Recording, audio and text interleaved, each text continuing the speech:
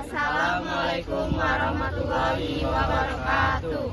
Saya Maironita Sihotang. Saya Mufti Laili Rohma. Saya Vista Zara Tulamania. Saya Flora Haryana. Saya Emmanuel Rasijio. Saya Yobas Temanson Khalid.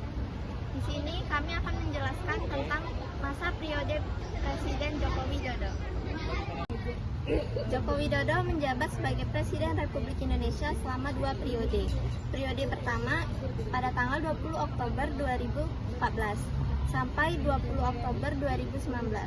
Lalu pada periode kedua tanggal 20 Oktober 2019 sampai 20 Oktober tahun 2024. Selama masa kepemimpinannya, Jokowi dikenal dengan kebijakan yang berfokus pada pembangunan infrastruktur, reformasi ekonomi, serta peningkatan kesejahteraan rakyat. Politik 1. Di awal pemerintahnya, Jokowi menunjukkan dukungan terhadap pemberantasan korupsi dengan memperkuat KPK.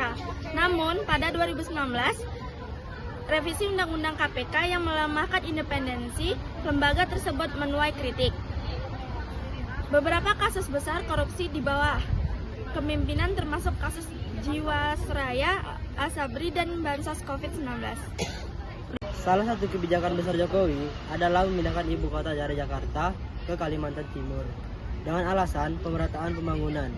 Proyek ini menuai pro dan kontra, terutama terkait dengan dampak lingkungan, pendanaan, dan persiapan infrastruktur.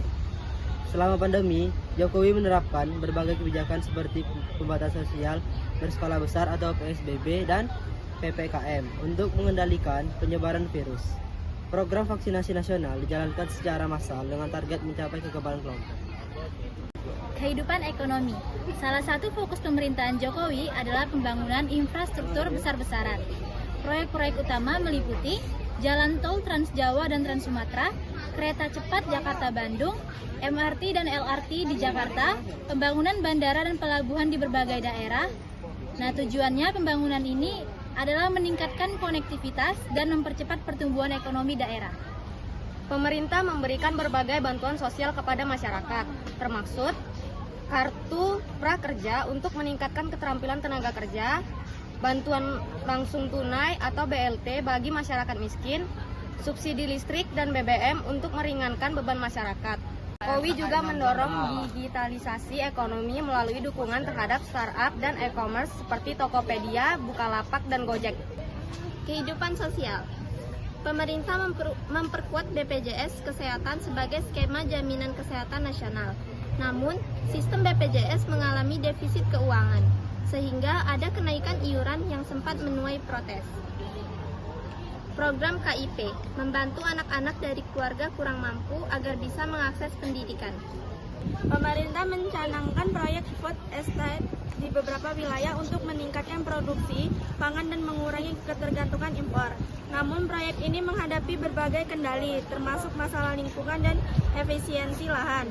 Salah satu pencapaian penting adalah pengesahan Undang-Undang Tindak Pidana Kekerasan Seksual atau disingkat dengan UU TPKS pada 2022.